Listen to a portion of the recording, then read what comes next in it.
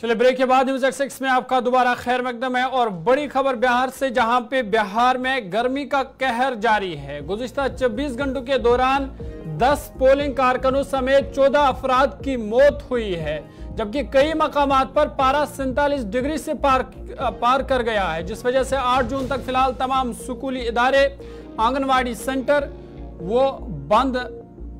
उन्हें बंद रखने का फैसला किया गया है। बड़ी और अहम खबर आपको बता रहे हैं बिहार से, जहां पे बिहार में फिलहाल गर्मी का कहर जारी है और गुज़िश्ता 24 घंटों के दौरान 10 पोलिंग अमले समेत 14 अफराद की मौत हुई है।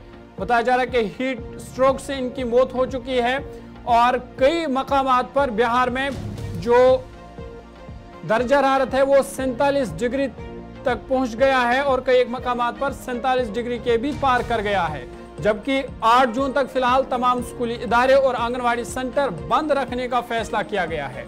आपको बता दें कि बिहार में गर्मी की लहर की वजह से 10 पोलिंग वर्कर्स की मौत हो गई है, क्योंकि बिहार में कई मकामात पर इंतहाई दर्जा हरारत ने रोजमर्रा की जिंदगी को मुतासिर किया है। आपको बता दें कि बिहार में 7 मरहलों में लोकसभा इंतखाबात हो रहे हैं, जिनका आखिरी मरहला लोकसभा इंतखाबात का कल होगा, लेकिन बिहार हुकूमत के मुताबिक हीट स्ट्रोक की वजह से कल के इंतखाबात से पहले 10 पोलिंग कारकुनों समेत कुल 14 अफराद की मौत वाक़ा हुई है। रियासती डिजास्टर मैनेजमेंट डिपार्टमेंट के मुताबिक 14 मरने वालों में भोजपुर जिला के पोलिंग एहलकार, जिला रोहतास से 1, कैमूर जिला से 1 पोलिंग एहलकार, औरंगाबाद जिला से 4 दीगर अफराद के जो पोलिंग अमला है उनके फौत होने की खबर है और इनके लिए एक्स ग्रेशिया का भी ऐलान कर दिया गया है। आपको बता दें कि बिहार में शदीद गर्मी पड़ रही है, कई मकामात पर पारा 44 डिग्री सेल्सियस पार कर गया है, जबकि बक्सर में दर्जा हरारत 47.1 डिग्री रिकॉर्ड किया गया है। जिन मकामात पर दर्जा हरारत 44 डिग्री सेल्सियस से ज्यादा रिकॉर्ड किया गया है उनमें औरंगाबाद 46.1, देहरी 46 डिग्री सेल्सियस, गया 45.2 degree Celsius, Arwal 44.8 degree Celsius और भोजपुर 44.1 डिग्री सेल्सियस दर्जा हरारत रिकॉर्ड किया गया है। वहीं पटना में ज्यादा से ज्यादा दर्जा हरारत 40.7 रिकॉर्ड किया गया है। इधर महकमा मौसमियात ने बिहार में अगले 3 से 4 रोज तक गर्मी की लहर जारी रहने की पेशगोई की है, यानी गर्मी से राहत मिलने का अभी भी कोई इम्कान नहीं है। आने वाले 3-4 दिनों में जो हीट वेव है वो जारी रह सकती है। बिहार डिजास्टर मैनेजमेंट के मुताबिक लोगों को गर्मी से बचने के लिए ठंडा पानी पीने का उन्हें मशवरा दिया गया है।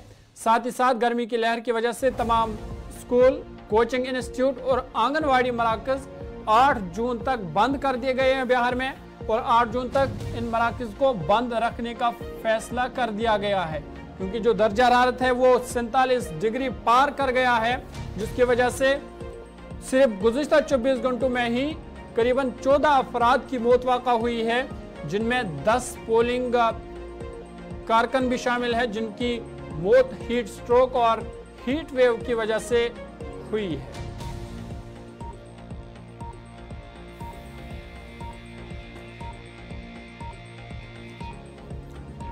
आगे बढ़ते हैं। मीर वाइस मौलवी मोहम्मद उमर फारूक ने कहा कि वो बातचीत पर यकीन रखते हैं और मसाइल के पुरअमन हल की ख्वाहिश रखते हैं। मीर वाइस ने आज श्रीनगर की तारीखी जामा मस्जिद में मुसलसल 4 जुमा के वक्फे के बाद जुमा का खुतबा देने के बाद उन्होंने मीडिया नुमाइंदों के साथ बात की।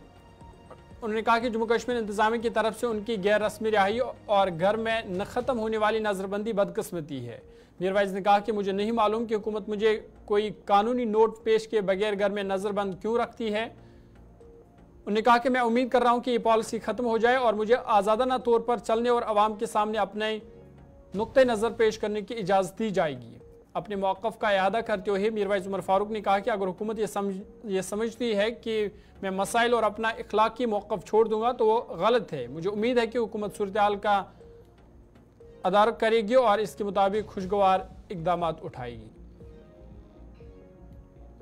हमारा जो मौक़िफ़ है वो उसूली मौक़िफ़ है, और मैंने आज इसका इयादा भी किया यहाँ पर कि अब चूंकि एक नई गवर्नमेंट आ रही है, जहाँ तक हुकूमत हिंदुस्तान का ताल्लुक है, तो हम तवक्का रखते हैं कि ये गवर्नमेंट भी हालात को समझे, सोचे, ऐसे इनिशिएटिव्स ले जिससे कि हम वाकई एक दायमी अमन कायम हो, मसाइल का हल तलाश करें। और हुर्रियत कॉन्फ्रेंस पूरी क़यादत जो हमारे साथ है, हमने हमेशा मसाइल के हल की बात जो है वो बातचीत से की है, और हमने हमेशा ये महसूस किया है कि जो भी इशूज़ हैं उनको डायलॉग के ज़रिए हल किया जाना चाहिए। उसके लिए हमने सफ़र भी किया है, जहां मेरे कलीग से हम पर अटैक्स भी हुए, हम पर हमले भी हुए, लेकिन हमने अपने उसूली मौक़िफ़ से हम कभी हटे नहीं। और हम तवक्का रखते हैं कि हुकूमत भी अपनी पॉलिसी में तब्दीली लाएगी, नरमी दिखाएगी, एक ह्यूमन अप्रोच के साथ, एक रियलिस्टिक अप्रोच के साथ आगे बढ़ा जाएगा। और यहाँ भी मैं ये भी कहना चाहूँगा कि जो जवानों की यहाँ पे प्रॉब्लम्स हैं, ख़ासकर जैसे मैंने कहा कि बार बार आप देखिए कि बहुत तादाद अभी जवानों की जेलों में है, बंद हैं, उनको भी रीथिंक करना है उस पॉलिसी पर। जो गवर्नमेंट जॉब्स हैं, गवर्नमेंट जो इस वक्त इशूज़ हैं, वो भी जवानों के लिए एक बहुत बड़ा चैलेंज है। यहाँ पर इतनी सारी वेरिफिकेशंस यहाँ पे हो रही हैं, चाहे वो नौकरी के लिए हो, चाहे वो पासपोर्ट के लिए हो, चाहे वो किसी और चीज़ के लिए हो, तो बार बार उसको प्रोसेस को इतना कॉम्प्लिकेट किया गया है। तो आई थिंक कहीं ना कहीं गवर्नमेंट को इन चीज़ों पे थोड़ी सा नरमी बतानी है। और सबसे अहम मसला ये भी है कि जहां तक यहाँ के रिसोर्सेज का ताल्लुक है, यहाँ के रिसोर्सेज पे पहला हक जम्मू कश्मीर के आवाम का है, जम्मू कश्मीर के नौजवानों का है, चाहे वो नौकरी हो, चाहे वो लैंड हो, चाहे वो बाकी चीज़ें हो। तो हम नहीं चाहते कि यहाँ पे जो ऐसी सिचुएशन क्रिएट हो कि यहाँ पे गैर यकीनियत हो। तो लेट अस होप कि एक मुस्बत पॉलिसी के साथ गवर्नमेंट आगे आएगी। अगर वो एक कदम चलेंगे, हम यहाँ से 2 कदम चलेंगे। लेकिन ये जो बार बार हमें बंद किया जाता है, कहीं जाने ही नहीं दिया जाता है, और मैंने इस पर भी बात की कि जो FIRs वगैरह, ACB वगैरह, इन चीज़ों से हम कोई डरने वाले नहीं हैं। हमने माजी में भी ये देखा है, जो सदाकत जो है वो बिल्कुल वाजे है, हम इससे कोई प्रेशर में भी नहीं आने वाले हैं। हमारे जो मौक़िफ़ है वो बिल्कुल वाजे है, हम कोई जंग जदल नहीं चाहते। हम पुरअमन तरीके से, हम ये नहीं चाहते कि यहाँ पे कत्ल गारतगिरी हो, हम ये नहीं चाहते कि हमारा जवान जो है वो जेलों में जाए, कब्रों में जाए, हमारा जवान जो है वो बिल्कुल साल साल बंद रहे। हम चाहते हैं कि आगे बढ़ने का वक्त आ गया है, मसाइल का हल हमें तलाश करना है, डायलॉग, बातचीत। दुनिया कह रही है, आज आप देख रहे हैं, मैंने कहा कि फ़लस्तीन में क्या हो रहा है, फिर से नफरत और वो जो मैं कहूँगा कि जो एक माहौल बन रहा है कि पता नहीं कितनी जनरेशन तक ये मसला लटकता रहेगा। हम ये नहीं चाहते कि हमारा जवान जो है वो फिर से कंज्यूम हो जाए इस कॉन्फ्लिक्ट में। जम्मू कश्मीर यूटी के चीफ सेक्रेटरी अतुल डोलू ने आज GMC जम्मू का दौरा किया, जहां उन्होंने अखनूर हादसे में जख्मियों की इयादत की। मीडिया से बात करते हुए उन्होंने कहा कि यह दर्दनाक हादसा था जिसमें 22 लोगों की जान गई, जबकि 70 के करीब लोग जख्मी हुए हैं। उन्होंने कहा कि इंतजामिया की पूरी कोशिश है कि तमाम कीमती जानें बच जाएं, हलाकतों में और इजाफा न हो। इस मौका पर सेक्रेटरी हेल्थ और दीगर अफसरान भी उनके हमरा मौजूद थे। ये जो आपको मालूम ही है, कल से चल रहा है मीडिया में कि बहुत ही दुखद हादसा हुआ जिसमें 22 जानें गई और लगभग 69-70 लोग जो इसमें ज़ख्मी हुए। तो आज यहाँ आने का यही मकसद था कि यहाँ जो घायल लोग यहाँ गवर्नमेंट मेडिकल कॉलेज जम्मू में भर्ती हैं, तो उनसे मिलने को और देखने का कि इनके इलाज, इनके उपचार में पूरी कोशिश की जा रही है या इसमें कुछ बेहतरी लाने की संभावना है। तो उसी मकसद से मैं यहाँ आया था। Secretary health, divisional commissioner Jammu, additional DG Jammu, ये सब हम यहाँ इसी के लिए आए, ये देखने के लिए, इनका हाल चाल पूछने के लिए। जैसा कि आप जानते हैं कि जम्मू कश्मीर प्रशासन पूरी कोशिश कर रहा है कि ये सभी कीमती जानें बच जाएं, इनका इलाज ठीक तरीके से हो और इनके इलाज की पूरी जिम्मेवारी जम्मू कश्मीर प्रशासन ने ली है। तो ये पूरा इंतज़ाम हम कर रहे हैं, तो उसी के देखने के लिए आज मैं बिल्कुल, वो तो होगा ही, वो तो मैंने बोला नहीं, वो सब चीज़ें। तो ये एक बड़ी मतलब मैं कहूँगा कि दुखद बात है कि गाड़ी में जितनी कैपेसिटी है उससे कहीं ज़्यादा लोग उसमें हों। तो अभी इंक्वायरी में सारी चीज़ें सामने आ जाएंगी कि क्या है, किसकी गलती है, क्या है, तो उसके बाद एक्शन। एक्सग्रेशिया रिलीफ तो जम्मू कश्मीर की तरफ से 5 लाख रुपए का जो डेथ्स हुई हैं और जो इंजर्ड हैं उनको 50,000 रुपये का, और जो उनका ट्रीटमेंट का सारा या यहाँ का सारा इंतज़ाम है वो सब जम्मू कश्मीर सरकार कर रही है। कंडीशन अभी लगभग कोई 70-72 लोग हैं यहाँ जो कि इंजर्ड हैं, जिसमें से 2 की कंडीशन थोड़ी बताई जाती है कि जिसको ऑब्ज़र्व करने की ज़रूरत है, बाकी ठीक हैं। थोड़ा टाइम तो लगेगा ही इनको, ये तो बिल्कुल, इसीलिए इंक्वायरी ऑर्डर की है और इंक्वायरी की जब रिपोर्ट आएगी उसमें सख्त से सख्त कार्रवाई की जाए। नहीं देखिए, ये सारे सिस्टम में आप कहेंगे सिर्फ एक तरफा लापरवाही है, वो तो नहीं है। सबसे पहले वो सवारी जो इस 50-55 सीटर गाड़ी में बैठे, सबसे पहले उनकी भी तो जिम्मेवारी बनती है, फिर उसके ड्राइवर की जिम्मेवारी बनती है, फिर जहाँ जहाँ से वो गुजरी, जिन स्टेट से गुजरी, उनकी पुलिस की, उनकी सबकी जिम्मेवारी बनती है। फिर यहाँ पर भी कुछ लोगों की जिम्मेवारी बनेगी, तो इंक्वायरी से ये सब चीज़ें सामने आएंगी, फिर एक्शन होगा। Thank you so much. Thank you. Jammu Kashmir Waqf board chairperson doctor Darakhshan Andrabi ने सरायबाला इमरा कत्ल का दौरा किया, जहां उन्होंने एक निजी सैलून का इफ्तिताह किया। उन्होंने इस मौके पर कहा कि 5 अगस्त 2019 के बाद जम्मू कश्मीर में तरक्की का नया दौर शुरू हुआ। दरख्शां इंद्राबी ने कहा कि नौजवानों को सरकारी स्कीमों का फ़ायदा उठाकर आगे बढ़ना चाहिए ताकि उनके लिए रोज़गार के नए वसाइल पैदा हो। गुलिस्तान न्यूज़ नुमाइंदा इरफान फाजिल से उन्होंने ख़ास बातचीत की।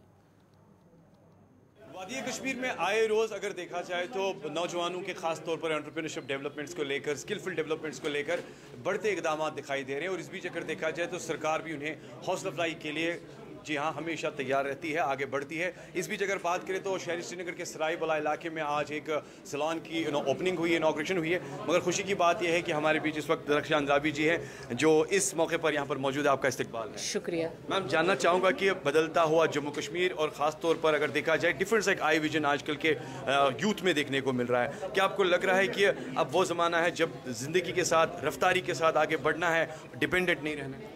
बिल्कुल सही है, क्योंकि जब बदलता है कोई भी निज़ाम और जब उसमें खुशहाली हो, अमन हो, तो लोगों का जो विज़न है वो बहुत बड़ा हो जाता है। उस हॉरिज़न पे आप दूर छलांग मारते हैं और दूर दृष्टि में देखते हैं। वही चीज़ है जब से यहाँ पे अमन और तरक्की का वो दौर शुरू फिर से हो गया 5 अगस्त 19 के बाद। अब यहाँ पे हर कोने में और हमारे जो नौजवान पढ़े लिखे हैं जो चाहते हैं कि अपने पाँवों पे खड़े हो जाएं, सरकार ने भी उनके लिए बहुत सारी ऐसी स्कीम्स, लोन दिए हुए हैं जहाँ पे वो जा सकते हैं और अपने बिजनेस यूनिट्स खोल सकते हैं। उसी सिलसिले में आज जो आपने पहले ही बताया, यहाँ सैलून ये इवोग से नाम से ये शुरू हुआ है। हम इन नौजवानों को, इस ऑनर को मुबारकबाद देते हैं कि अब इनका बिजनेस चले और कामयाब हो जाए, ये हमारी दुआ है। स्कीम्स और फैसिलिटीज़ को लेकर बात करें, एक प्रॉपर विंडो की ज़रूरत है, एक प्रॉपर आई विजन की ज़रूरत है। जहाँ तक अभी भी कुछ ऐसे नौजवान हैं जिन तक एक प्रॉपर प्लेटफॉर्म नहीं पहुँच रहा है, फिनेंशियली वो रिच नहीं है मगर बहुत कुछ करना चाहते हैं, सरकार क्या कर रही है इस बात? देखिए, आप बेहतर जानते हैं, इंडस्ट्रियल कॉमर्स एंड इंडस्ट्रीज़ जिन्होंने PMGY के तहत जो स्कीम्स आ रही है, 10 लाख तक वो लोन दे रहे हैं और आप उसमें कोई भी काम कर सकते हैं। उसमें बहुत चलिए, न्यूज़ एट 6 में आज मेरे साथ इतना ही। अपने मेज़बान ज़ुहरुल लाइव को दीजिए इजाज़त। मज़ीद खबरों और अपडेट्स के लिए आप देखते रहिए गुलिस्तान न्यूज़।